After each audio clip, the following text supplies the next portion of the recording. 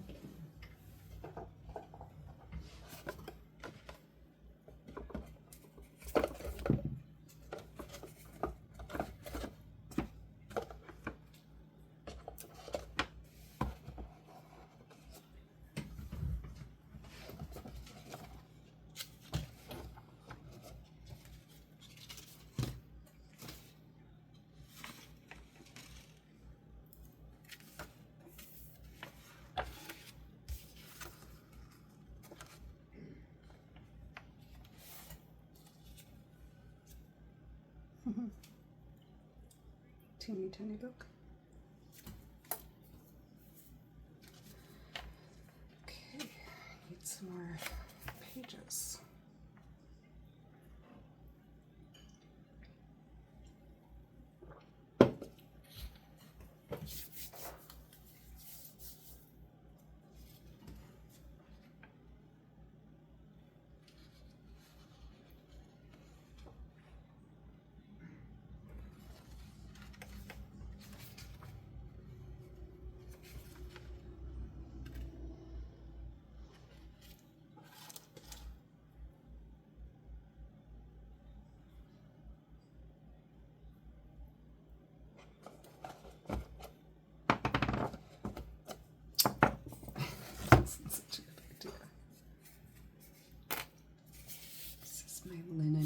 hinging tape.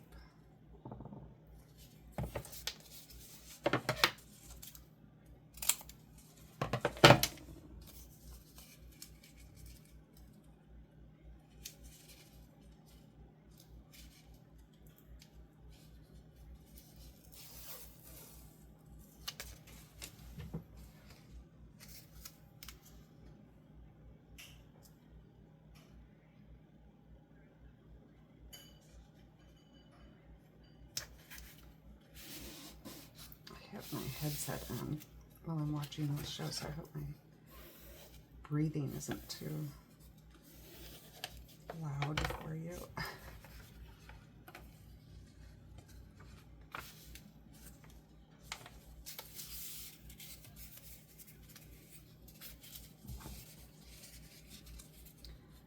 wonder if that shadow is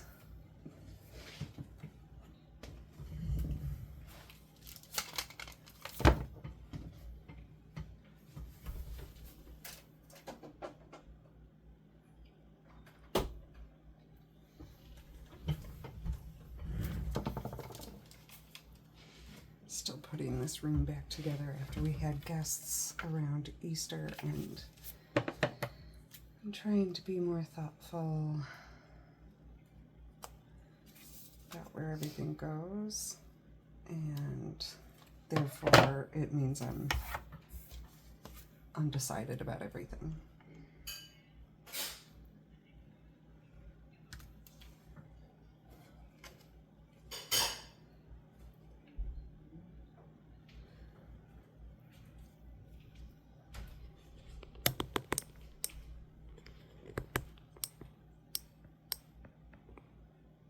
Some papers over here I was going to go through that you could see.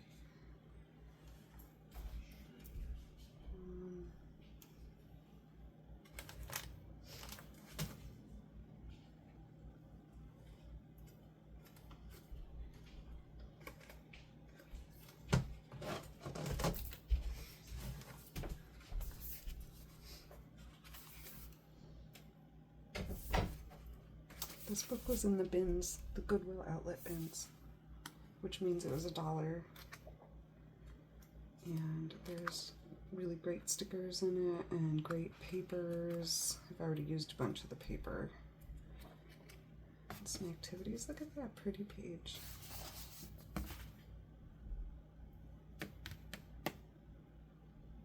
Maybe I'll use that. But actually, I'll use this one.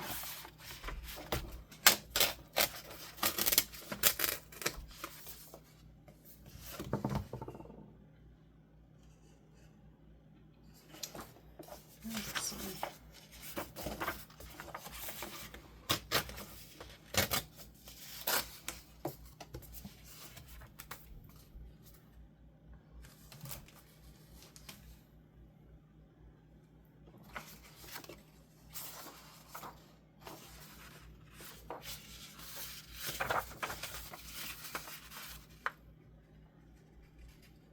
One of the reasons I like tape hinging is because you have ample opportunity to have full page, colorful spreads.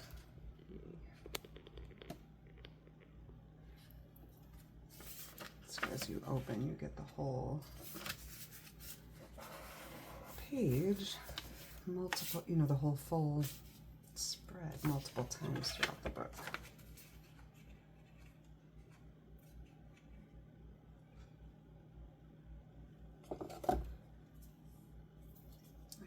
Masking tape that is a lighter color than my usual masking tape.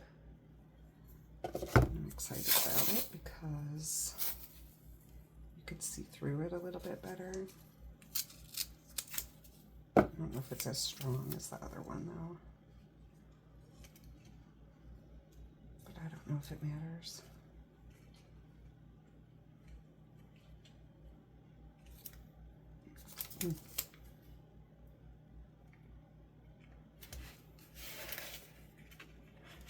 If you're wondering what I'm watching, I am watching a YouTuber called Roaming Wild Rosie, and she moved into the forest of Scandinavia and bought an old house and is fixing it up and living out there. She doesn't have a car. She rides her bike into town to get the things she needs, and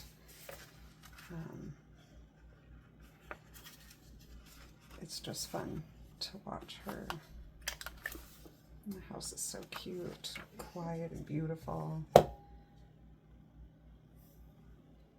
My husband just texted me. Hold on.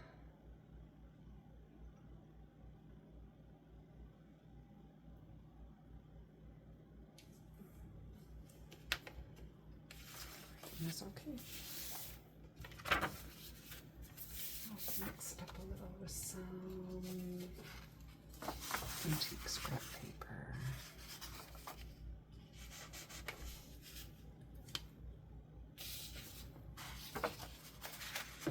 This little fold here.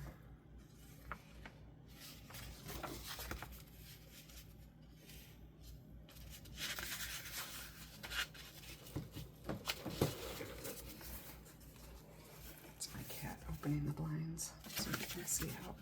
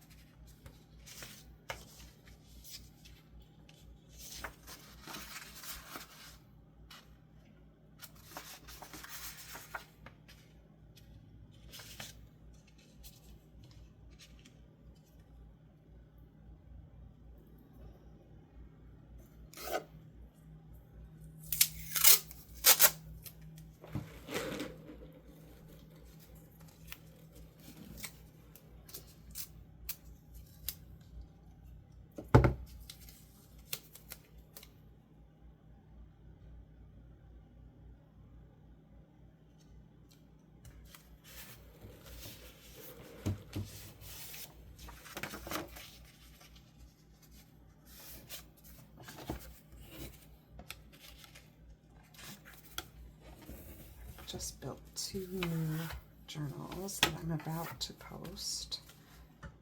Huh, I should just show them to you, shouldn't I? Okay, hold on. I have them both here still. 2 more greeting card journals. So there's this one, and if you joined me for the Choose My Papers video, where I did several of these greeting cards, I started this one in that video. And it is complete, and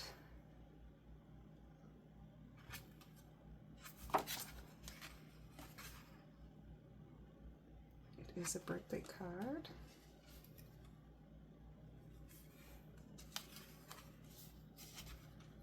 This is an envelope there. This card comes out of these frames. This is an antique book about etiquette and what's it called? Ideal speaker and orator and entertainer.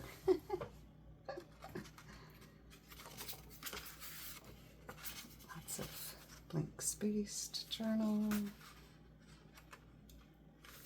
More creatively glue stuff.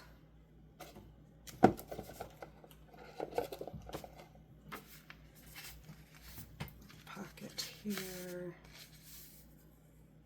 Some antique advertising, a guest check, and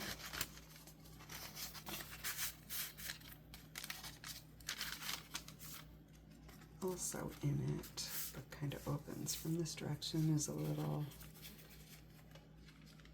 scrap notepad. Deliciousness.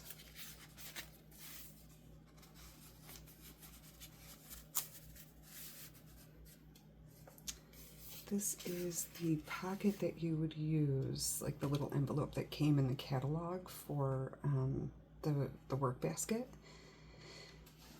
in the 50s, I think. And it fell out of the little magazine that I had, and I thought it was the perfect page and the perfect pocket for some goodies, including a 1951 Hallmark note list. Some note paper. This is one of the gorgeous pages from this book.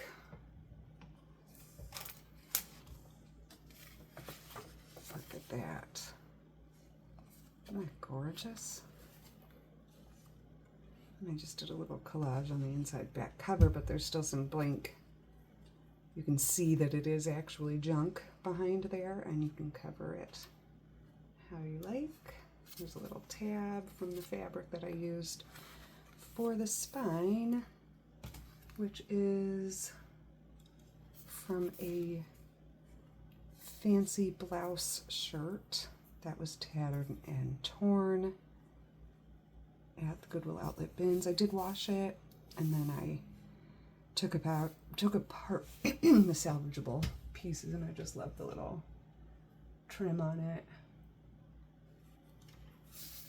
So that one will go up, and of course all of my journals come with a freebie pack of ephemera and memorabilia, stickers, that sort of thing. The next one is not totally done. It'll be a little bit more expensive than that last one. So, okay, so this Spring Tulips, I think this one will go up for $10. And this next one will go up for, let me see how many pages we've got here. I think this one will be 15 also. Also a greeting card. This is from the Sierra Club. They did this cool series of vintage styled botanicals, but indeed I think they are from the 90s, but I can't find a concrete date, so they are retro but look antique. My light is really bright. It's not really doing it justice, but it's that greeting card there, and this is some vintage stationery. And I just did some different lace around the outside of it. Some of my painted paper.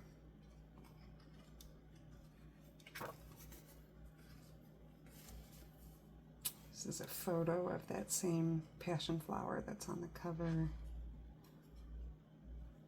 It shows the old Fujifilm markings on the back.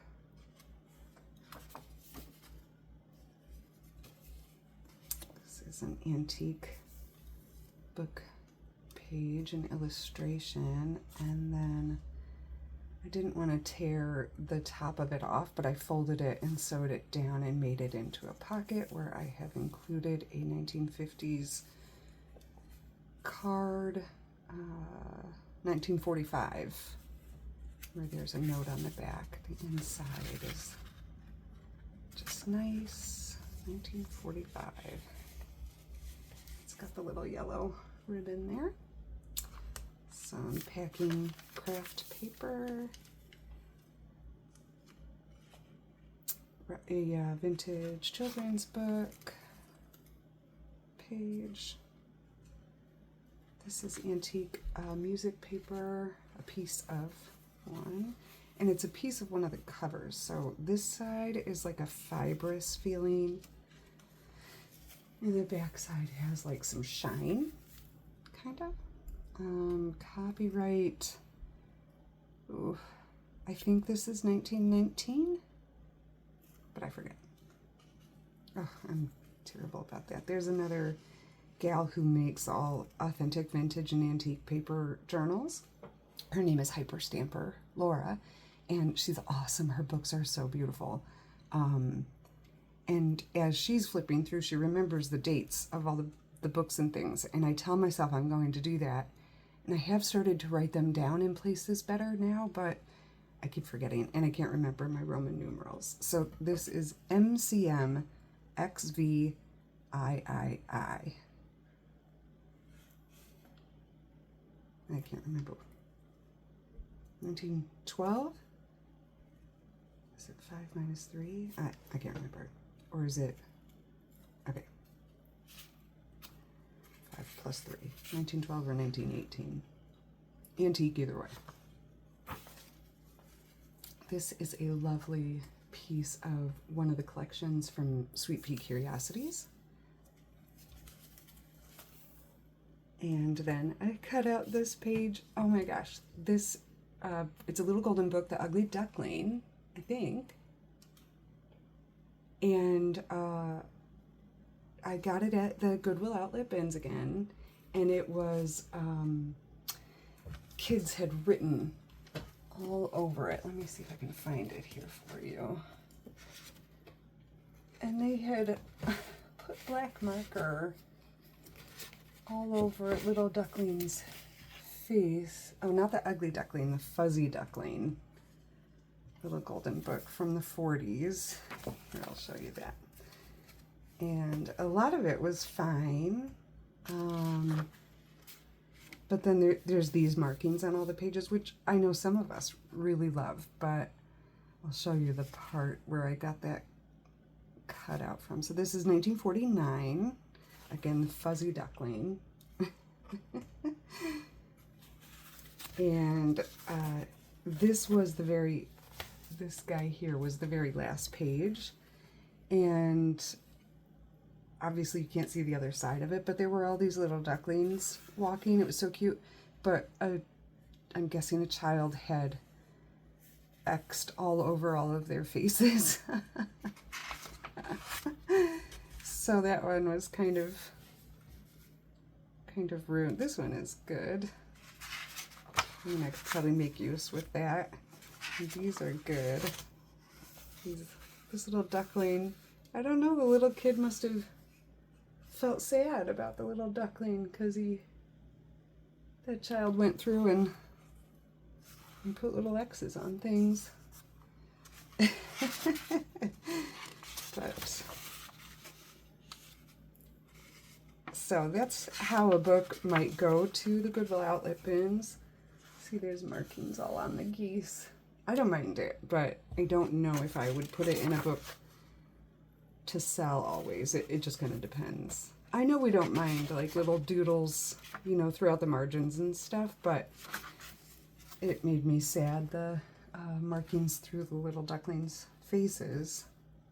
But anyway, that's how a book might end up at the Goodwill Outlet bins, but you can see how much of it is still totally salvageable. So it did cost $1, which I can sometimes find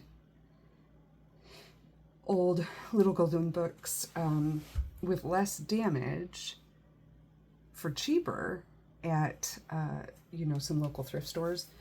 But I mean, I go to the bins and I grab a bunch of books and I'm happy with $1.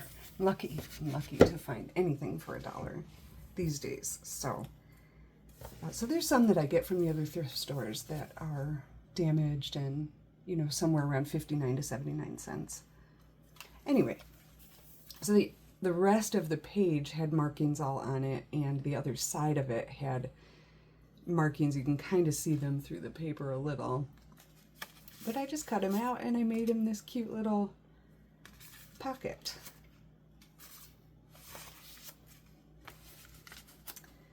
This is from that antique book about how to be an orator, apparently, from 1912.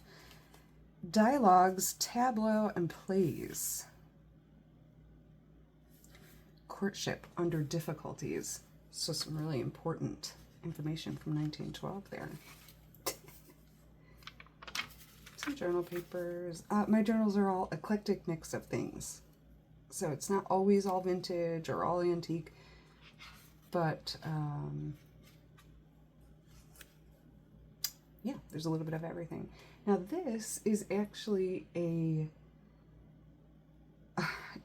it's a painting that was in my house growing up all my life. no, it wasn't all my life. It was at my grandmother's house in her dining room, I think. And when she passed away, my mom put it in our dining room. And I've always loved it. And I was recently trying to figure out who the artist is, and I still have not found out who it is. My grandfather was a doctor in our hometown in the 1930s, 40s, and 50s. And at that time, he made a lot of house calls back then, and people sometimes paid him with, things other than money. So there's a lot of artwork that we had that was from local artists that had paid my grandfather with, artwork as a gift. We have some really cool pieces, and this is one of them. I can't find the artist yet. It looks similar to some things I've found online, but I'm not positive. So, if it's a local artist, it's very possible it's a house in a barn from my hometown. I don't know.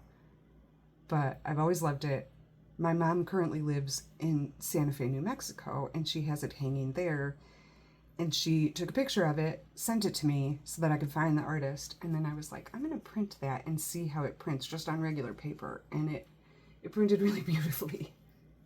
I love it. And it was just in my stash, so I added it in here.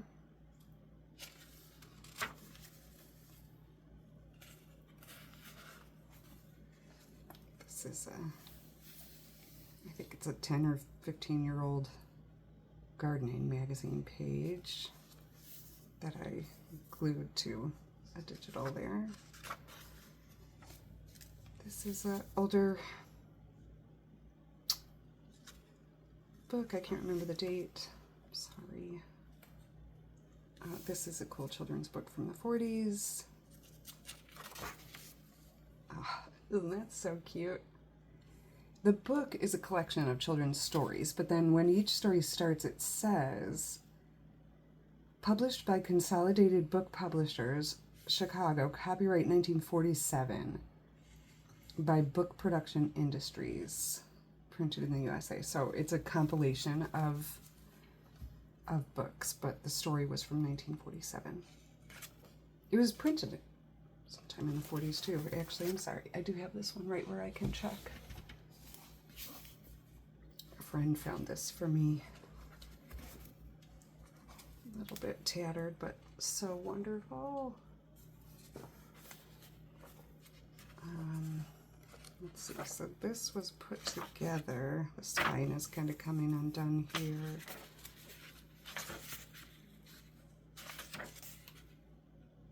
Oh, 1947. So it was put together in the 40s, and the stories, well, some of the stories might be older, I guess. There were some ripped pages and things. I just love it, love it, love it. Oh.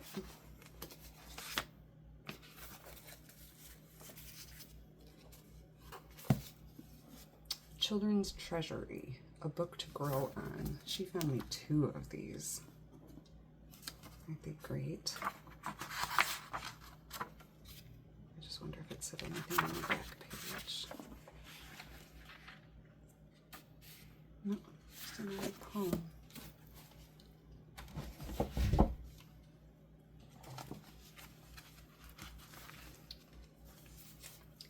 That's the history of that on there.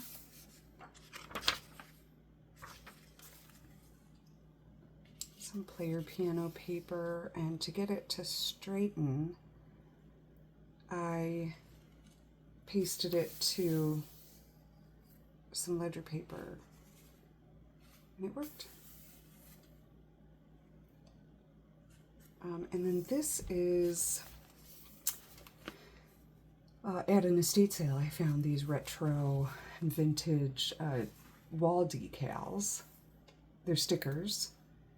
And I could have taken them off and made, them into the book cover as well, but I just kept them attached to each other. Actually, they're attached still at the bottom, but then I sewed them together at the top and then made this into a little pocket. And then I put this recipe from that book I was showing you earlier. And then it had something else on the back, but I just attached some note paper. Here's the recipe. Blossoming Meadow Punch. Thought that was appropriate for a passion flower journal.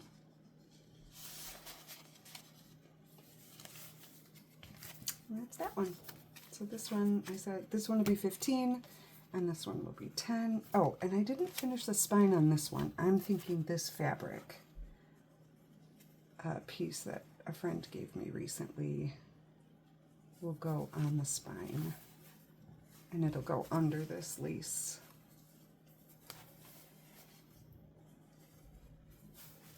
But it's really pretty.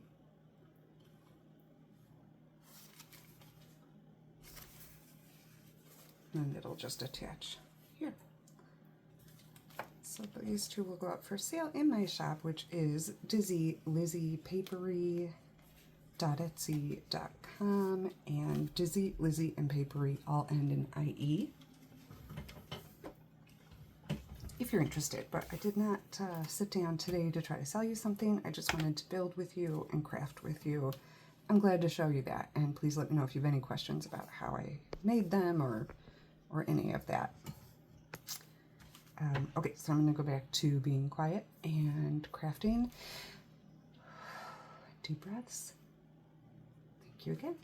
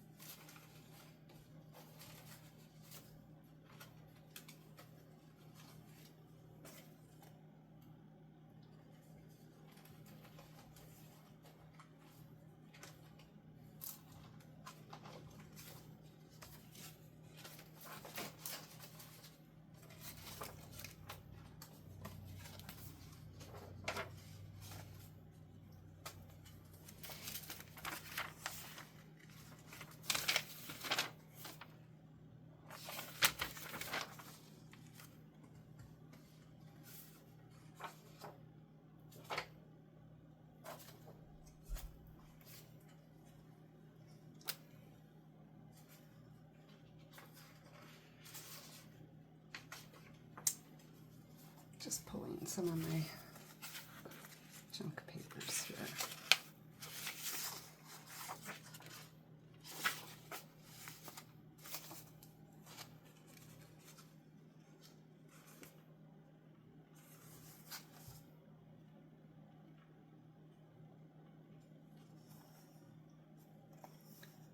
Something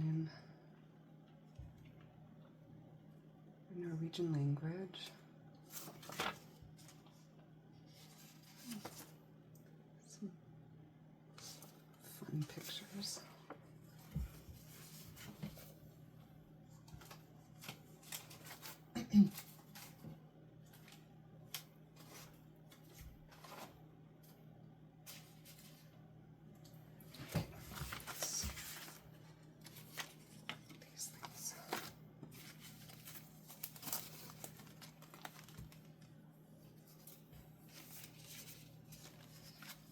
Sister-in-law sent me some goodies, some notes I'd like to put in.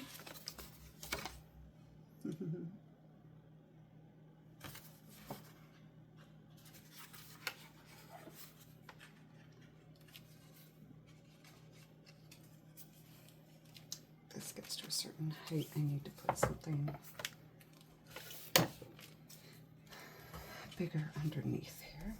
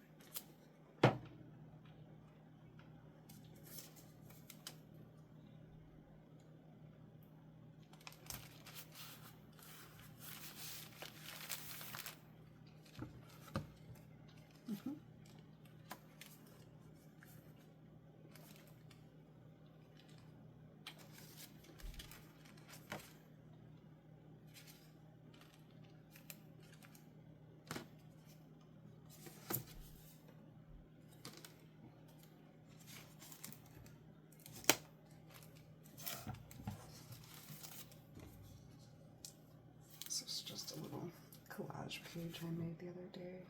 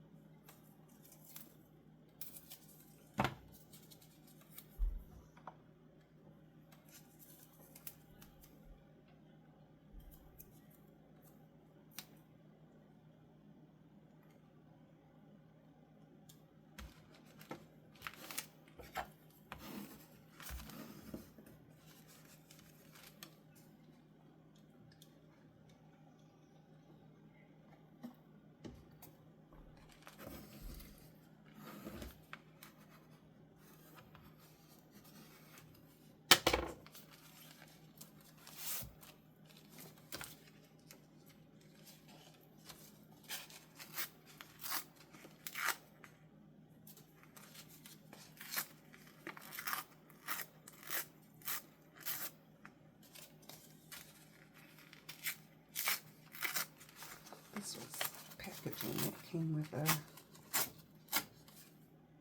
cheesecloth that I bought, but it has like a fun sound and thickness, and that's why I keep stuff like that.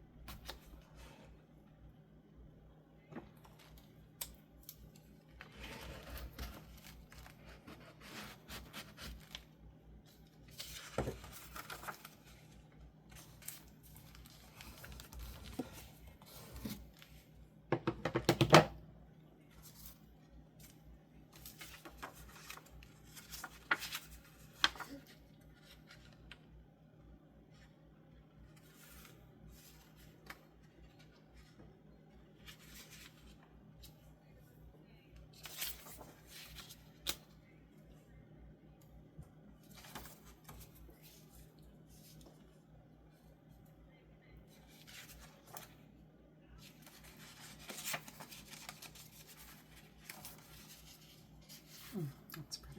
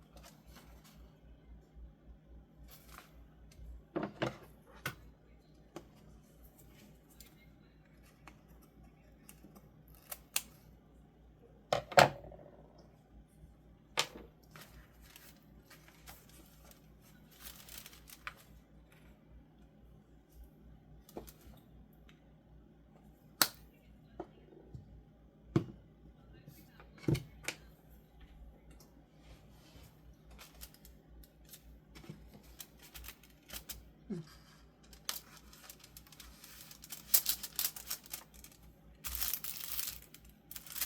perfect.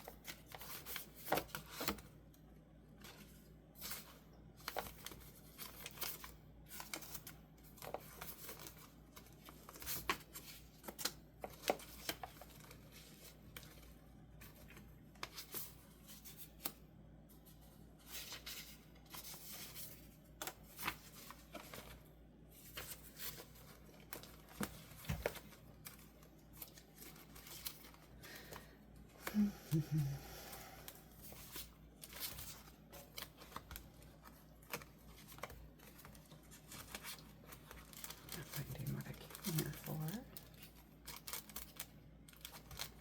Okay.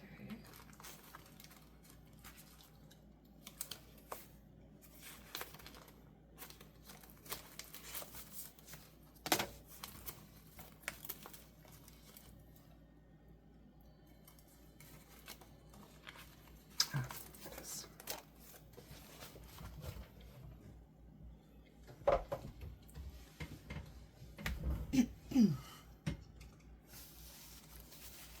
I was looking for this old zucchini salad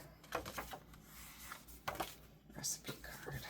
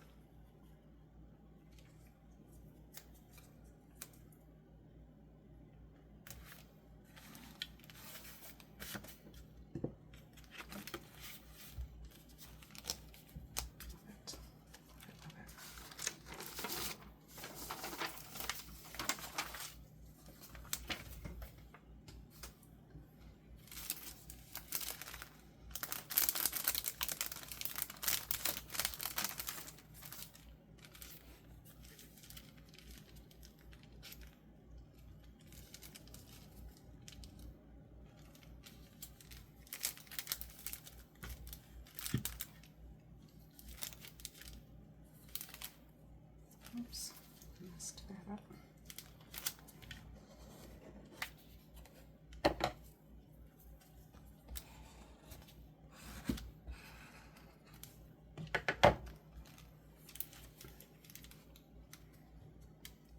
Feeling very, like, paranoid about my breath. Pretty sure you guys don't mind. It's not going to be strong enough.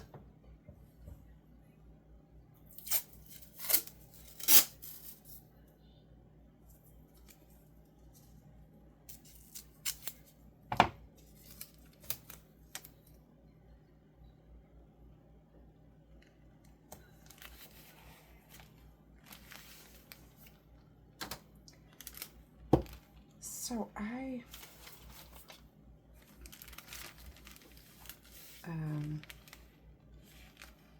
used to be a compulsive binge eater, and through the help of many things, I'm not currently binge eating, and I haven't for over a year. And one of the things I found that for some reason busies my hands and my eyes and my ADHD is this. So if you're watching and you're like, this is crazy, I cannot handle watching her put another piece of tape between those pages or balance those pages so that they don't slip while she's taping, I totally understand. And I'm hoping that, I mean, obviously many of you would watch me because you enjoy it, but I thought I should, I don't know, maybe explain that part of where this became so healing in my journey for me. the tactile part of junk journaling is, I didn't know that I was needing that in my life. I didn't know that was something, you know, I didn't know there was any other way to find satisfaction than through food. I thought food was the only thing that was going to make me be able to successfully escape at the end of the day, to relax. It was everything. I'm not embarrassed or ashamed anymore to talk about it.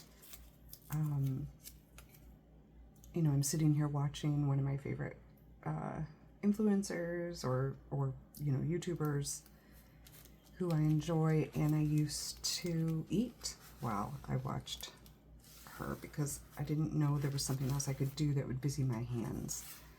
I have the benefit of having my computer where I watch my shows right in my craft room, where I have then surrounded myself with all the things I need. So if part of my relaxation is being able to just sit here and not have to get up for anything, then everything's right here.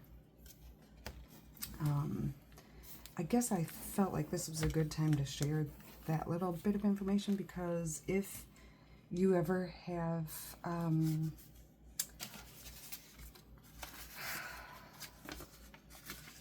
those struggles, I get it. I understand. I've been there. I hear you. And it's okay. And it is possible to get better. I'm not trying to say that the way I got better is the way everybody gets better, but, you know, this has been one way that I have found extremely healing for me. And some days are harder than others. Some days doing this is not as enjoyable. And so then I will just flip through whatever journal I'm working in. And if I'm totally stuck in my brain, sometimes just getting out my sticker books and just randomly picking a sticker and putting it down on the page and filling a page with stickers. Sometimes that is something that busies my mind, and it sometimes distracts me enough from whatever it is that has me stuck that I can then move on to something maybe more, you know, further creative or further artistic or whatever. Not that there's one way or another. In fact,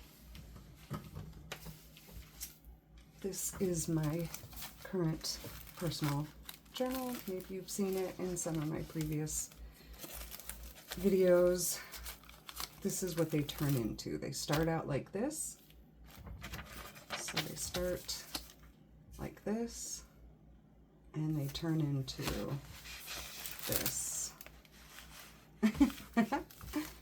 And I love it. But this one it's pretty full. It's hard for me to hold it, and that's when it's not as fun anymore. But there was one day that I was, you know, I was in that struggle. I had reached out for help in several ways, but I just still was struggling, and I finally found an empty page in here. I'm trying to find for you. This, the other side of this envelope. And I just, sometimes it's writing. Sometimes the mere act of writing the date and then starting to write. Obviously on this day I got totally distracted this far in. That's all I had to write. I don't even know what that says. And then I moved on to something else. But this day, I just found all my teeny tiny stickers and I put them on a page. And, you know, it doesn't necessarily mean anything, although I could tell you the story behind each one of these. It feels cool. It's got all the colors that my eyes needed. It took no brain work at all.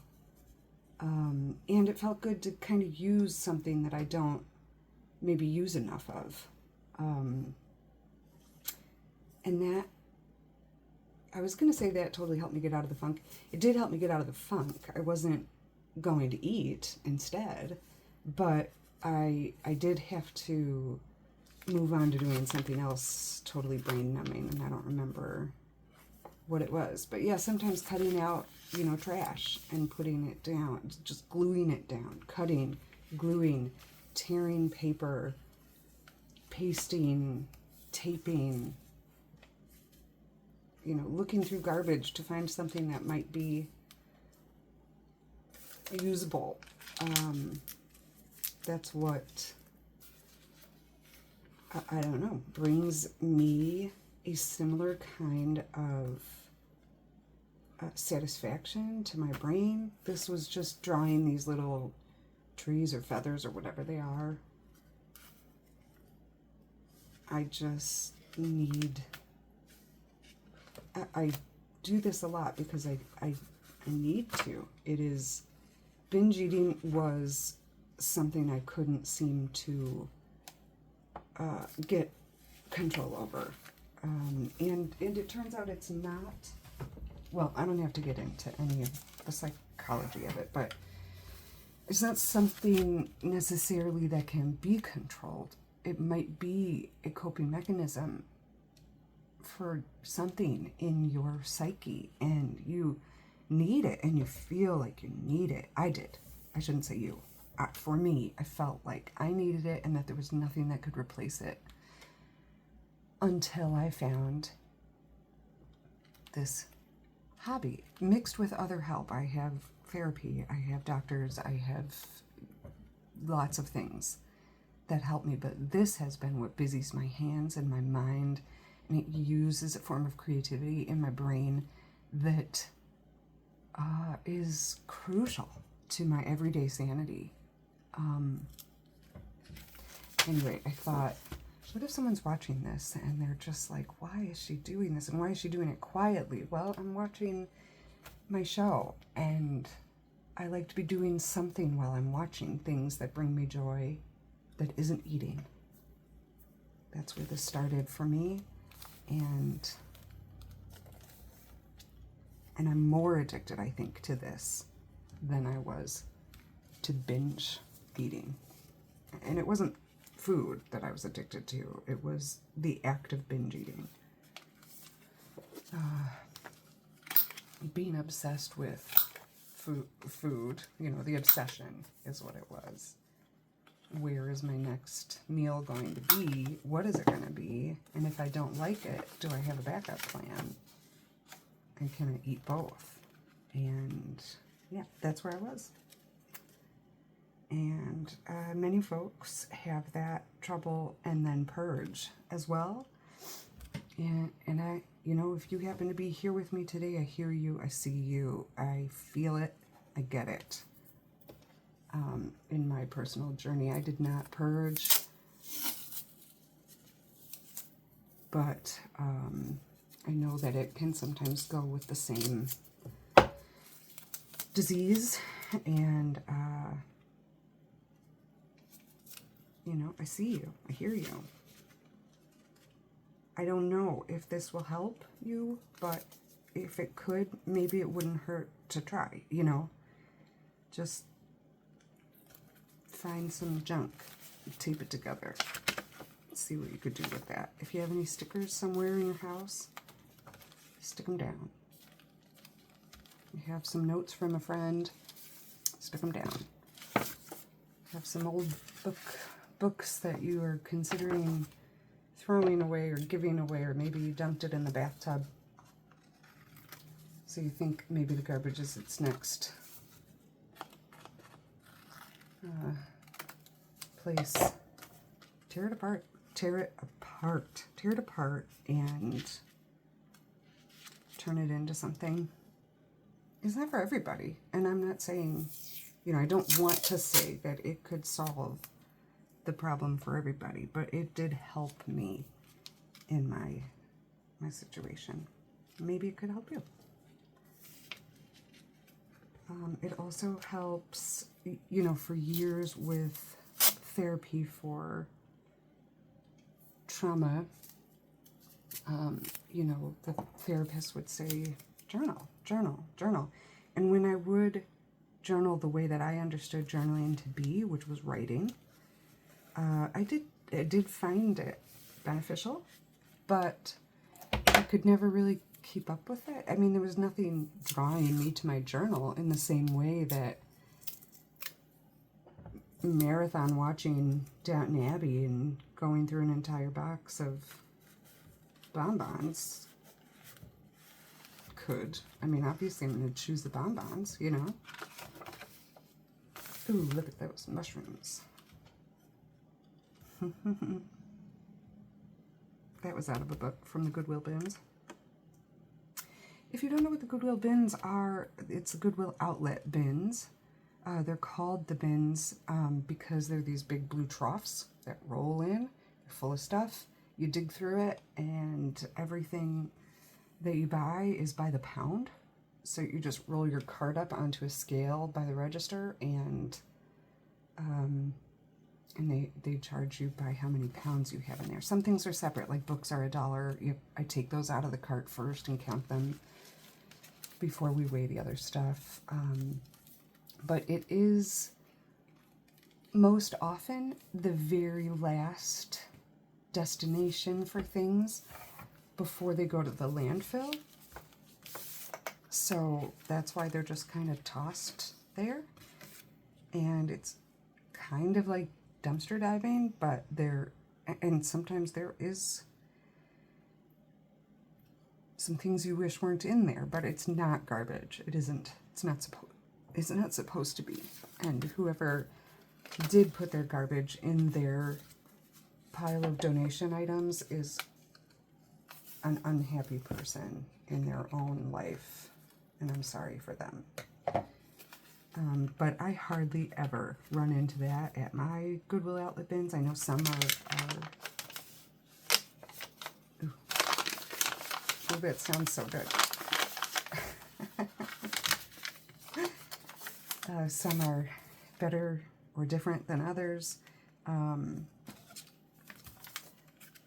But, you know, even your thrift store, sometimes that stuff is the last hurrah for an item. And there, gosh, the craft section in the thrift stores near me are just amazing. They're amazing because I don't know why, but I have my theories. My sister Barbara lives in Kansas City, and they have tons of craft reuse stores. So she and my niece send me goodies all the time that they find at those stores. And I wish that near me had more of that. And maybe they do, and I just don't know of it yet. But I know Kansas City has a lot of crafting goodie stores, from what I hear online and from my sister. So if you have a craft reuse store, that's a good place to find cheap things to use. But junk journals, the other thing that I love about it is that there's no, there's no rules. I love that about it. Do whatever you want. Find fun in it, whatever way it is that you want to do it. And I also love that it can be completely made of free materials that are in your house. Some of this is things, I mean, I do now because I've been doing this long enough, and because I make books to sell, I do now go and buy some materials, but all thrifted. I mean, other than something like this, which was a present, you know, a brand new sticker book from the paper studio was like, I never do that, but it was a Christmas present. And I buy tape. I do. That's my most recent collection addiction, probably, is all the different kinds of tape, because I love to tape hinge my journals. Anyway, you don't have to go buy anything. You can tear apart a book. You can, I mean, there's a card in here that my son got me for Mother's Day. I just put that in. and that's going to become a page. You know, it's a page in a book now. It's actually 4 pages. 1, 2, 3, 4 pages in a book. And I'm going to make it into something. And gosh, if this is open on the bottom, you've got a secret pocket right there for some secret journaling that you can hide from prying eyes.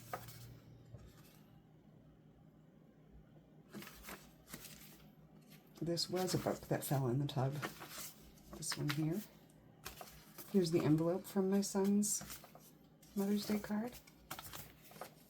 I was just playing with some paints that I found at the Goodwill outlet bins.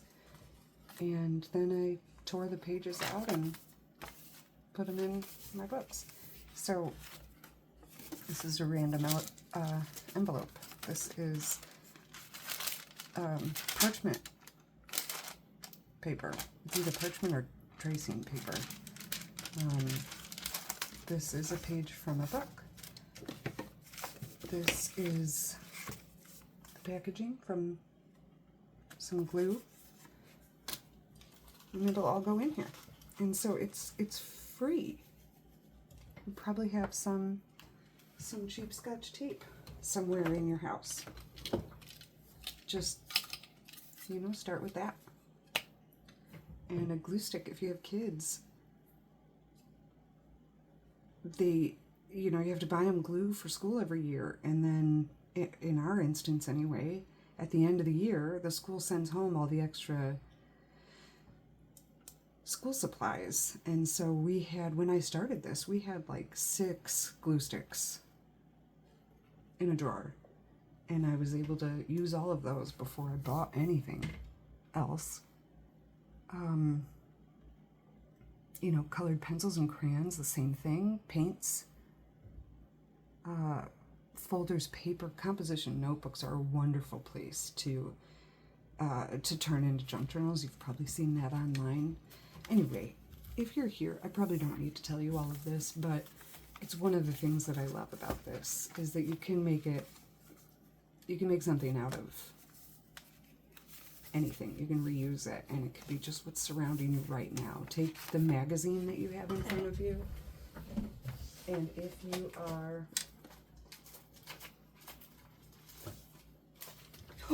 Oh, there's a kitty. I'm sorry. I just bopped you in the nose. I'm sorry.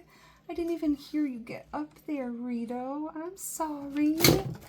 He's like, I'm out of here. Sorry, Rito. He's okay. I didn't even see him come up here. That was Dorito. Sorry, bud. Anyway, if you have a magazine sitting on the table in front of you right now, and you're done looking at it, you think you'll be done soon and you don't know what to do with it, because aren't magazines like precious commodities sometimes? This was actually a free thing that you get when you're driving, and in the United States anyway, and you stop at welcome centers. This was the Welcome Center magazine that they put out, and I've just collaged with Mod Podge or whatever glue you have on almost every page, saving little bits of it that I loved. And this was in my early days. This was all that I had. I left the map page. I glued some of the pages together so that they made this crinkly, delicious sound. Here's some collage, and some I haven't done anything with because I've not gone back to this in a while, but there you have it. Here's your journal right here. You can now layer on top of your collage, or you can tear these pages out and turn them into something. Here you go. I'm going to tear this one out right now and put it in this book.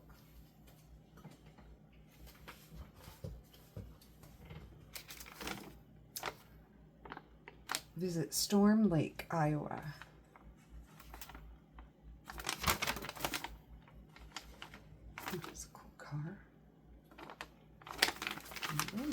fold it into a page, and tape it in. And then we've got a nice crinkly sounding page, which is that tactile bit that I love. I think binge eating for me might have been,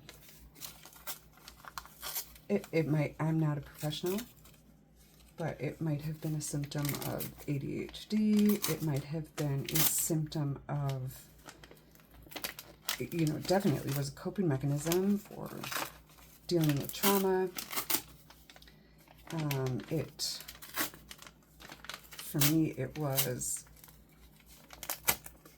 what I didn't realize is that I've said this already, but is that I was missing so much of the, how do I articulate this? You hear a lot about kids in school now needing things, fidget things, to keep them focused. And, you know, I come from a generation that was taught by a generation to keep still and keep quiet, and, you know, that if you're fidgeting with something and you're surely not paying attention. But it turns out that, especially for kids today, sometimes fidgeting with something appeases the tactile need that your fingers might have, that your body might need, in order for your mind to focus on something. I guess it's common in ADHDers. And a long time ago, I heard about how people who doodle in meetings seemed to be able to pay better attention, but it always looked like they were being rude to whoever was speaking in the meeting. But when I became a manager way back when, I was very understanding of that. And when we would leave the meeting, if somebody was like, I could not pay attention to that guy at all, I was like, start doodling. And they were like, what? You would allow that? It's like, yeah, doodle away. If it helps you, you know, be creative and focus and have ideas. Nowadays, there's a lot more understanding, right, for that kind of thinking. So it's possible that binge eating was also my way to deal with keeping myself still when I shouldn't have been made to keep still. And I don't mean run around the room and jump up and down on the restaurant booth chairs or anything like that. It's just my mind is in 5 places. It's in 5 places. And it turns out it's a strength, not a weakness. So just sitting here watching TV isn't enough for my brain to let go. I need to also fidget. So doing things like this is my ultimate fidget. And it feels as good to me mentally and physically as binge eating did. And I know if you're not a binge eater, that probably makes no sense to you at all. But if you've had any ailment of the sort, and junk journaling has helped you heal, then you get it. Any kind of creative journaling or creativity or use of your fingers, you know, sewing, crocheting, any kind of needlepoint, quilting, even organizing fabrics. Oh man, I love fabric now. I didn't know until I got into this hobby. And then I didn't know that there was this world of people who get it. That's probably, you know, probably all of you get it. But if you know someone who might be struggling, it's not like, I don't know. For me, binge eating, it was a disease. And telling me to stop binge eating worked as well as telling an alcoholic to stop drinking. Telling me to stop eating was as good as telling a smoker, showing a smoker what black lung looks like. They still smoke because it's an addiction. It is a obsession of the mind. And the sooner our society embraces that, the sooner we can heal more people.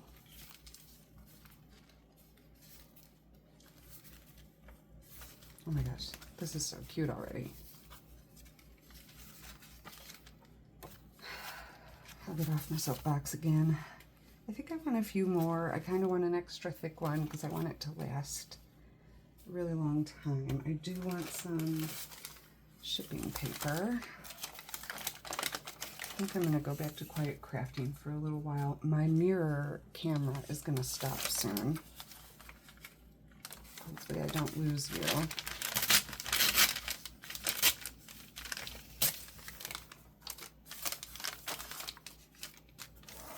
Hopefully I didn't lose you with my boring talking about mental struggles. And I'm only breathing heavy right now because I'm very aware of my breathing. I think I might be congested too. Ooh, deep breaths. Oh, I just turned in the cutest little pocketbook. I'm gonna have to sew that. You guys are standing on my sewing machine.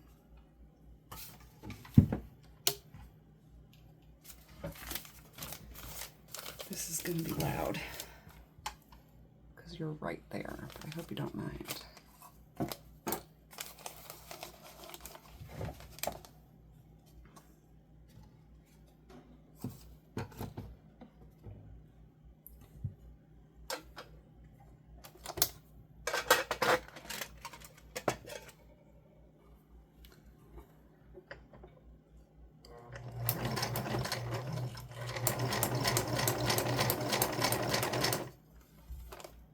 Whoops, I was just sewing in the wrong place. That'll teach me to be spontaneous. Just kidding. I can fix it.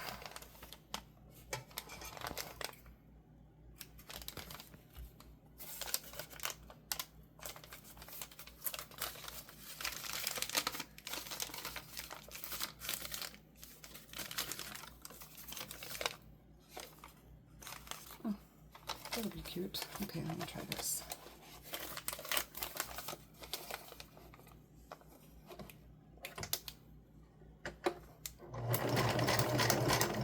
Sorry for the noise.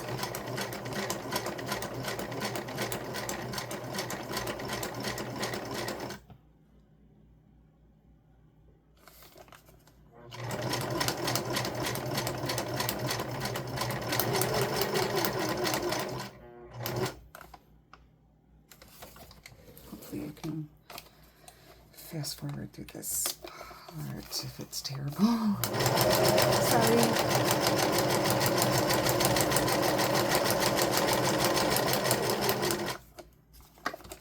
Trying to be fast for you.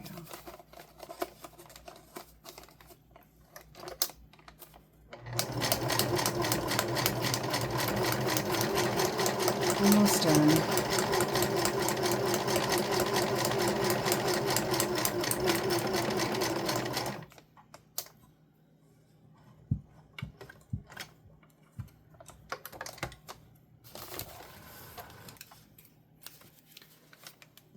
Before junk journaling, I was afraid of my sewing machine. And I still kind of get scared sometimes. But I think mostly because I was taught that what you might do sewing needs to be perfect. I mean, I wasn't taught that like by my mom or anything, but I just had it in my mind, and maybe that was from my home economics class in middle school. I don't know. because you were, you know, judged on how well you made your little apron. That's cute. Oh gosh, that's probably really hard to see.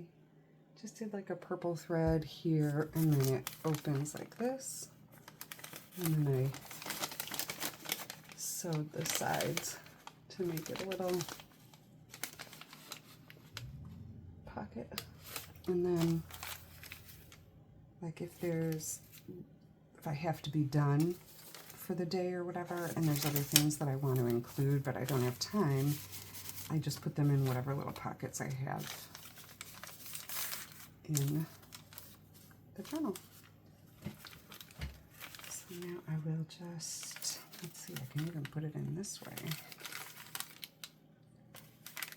That's cute. Okay.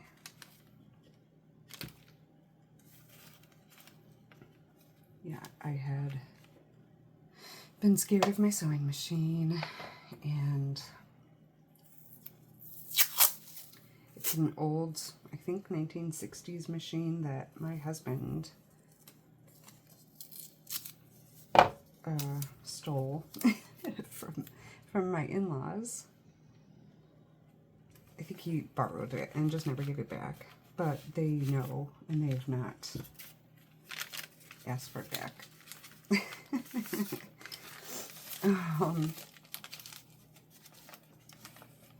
And I don't know, when I first retired from my 9 to 5, which was 6 to 5, as we all understand, you know, I had this very romantic view of what my daily life was going to be like. It's not that I thought I was going to be a 1950s housewife or something, but I did think I can finally fix that blanket, or I can finally, you know, mend those jeans myself. And in an effort to save money, I'll be able to, you know, make some things. So I thought I was going to learn how, and I did some hand stitching, and just didn't stick. I mean, the minute I made a mistake, also because of ailments in my mind at the time, as soon as I made a mistake, I judged myself harshly and said I'll never be good at it. And so then I just let it leave me. And if that's ever happened to you, I am here to tell you that's okay. It happens. It happens. But you are good enough. You are worthy of trying again. And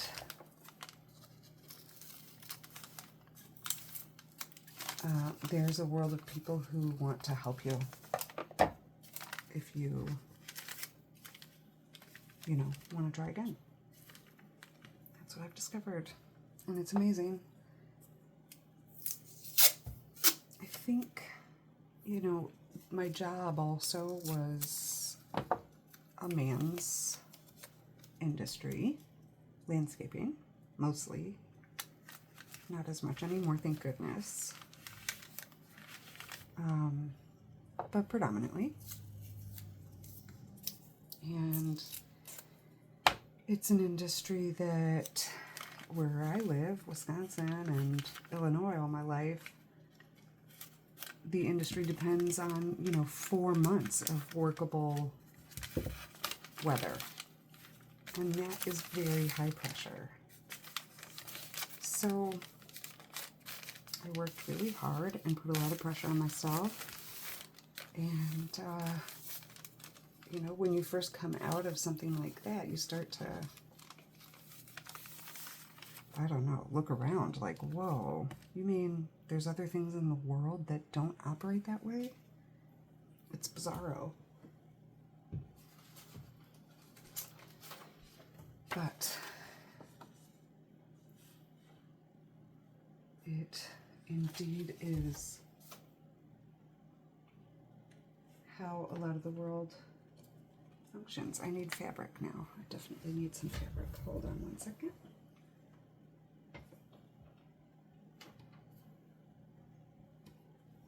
Do I need fabric or lace?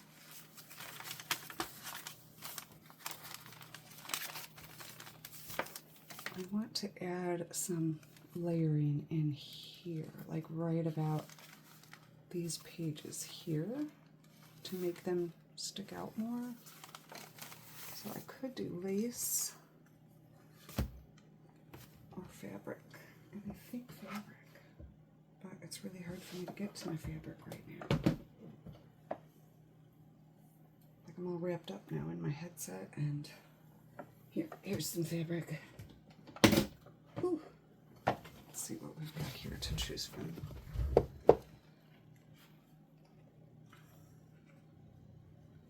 That's cute. Ooh, I love this one.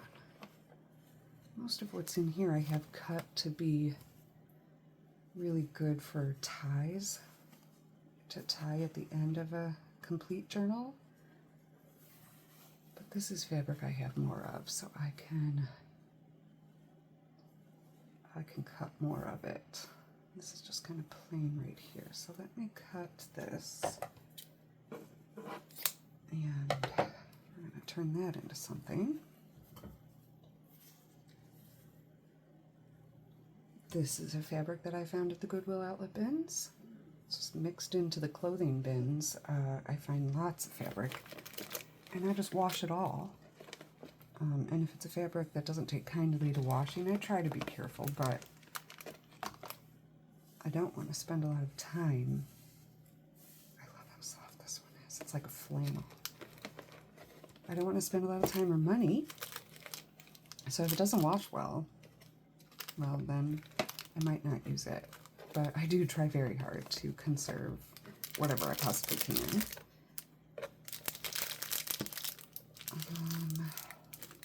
So this would be cool, but I already have some open. It's like blanket binding. I think I'll do some of this. Some of it looks like I have torn already. Oh, perfect. There, little scrap. Serendipity. Ooh, that stuff does like to shed.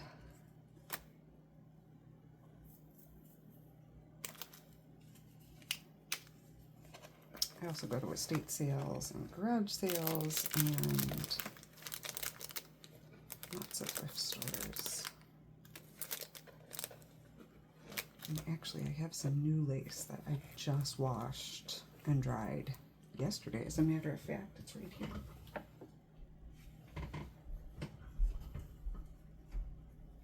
Not this stuff. Oh, this I want to put in this journal. This doily I just washed. This lace I just washed. This lace crocheted. I don't know if they just didn't finish it, or if it was like a necklace or like a neckline, or I don't know. But that one I just cleaned. This one, just cleaned that beautifully. It turned out beautiful. This one, I didn't have anything like this one before. Oh gosh, you guys can't even see, sorry. Did you see this one? Did you see this one? So that one, and then this, which I didn't have any of this color in my stash before. Actually, I think we'll do some of this because I love it. I just cut off a bit that will probably be the length of a page, and that way it'll make a good edge. Oh, now I just made a right mess of all that. These are for my other personal journal. Put these on top. Anyway, find lots of goodies at all those places.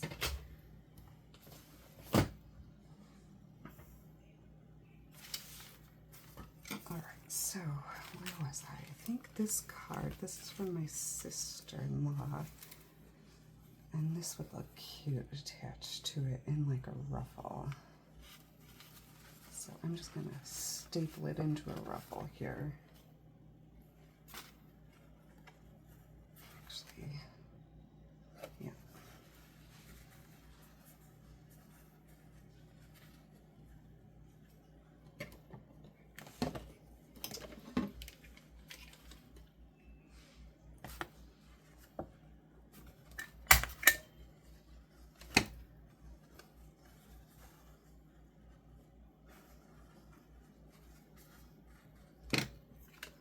These are fun to sew in also.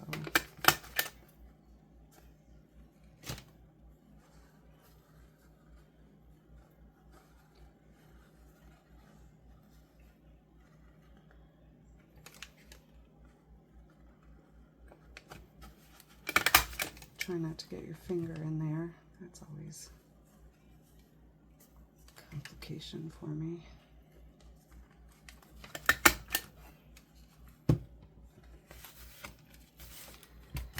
I'm not always super good at that. But I love how they turn out no matter what. This is what I should do. I should just leave this in here. And then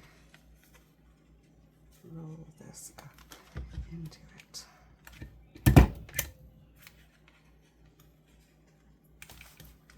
I do not come from a crafting background at all.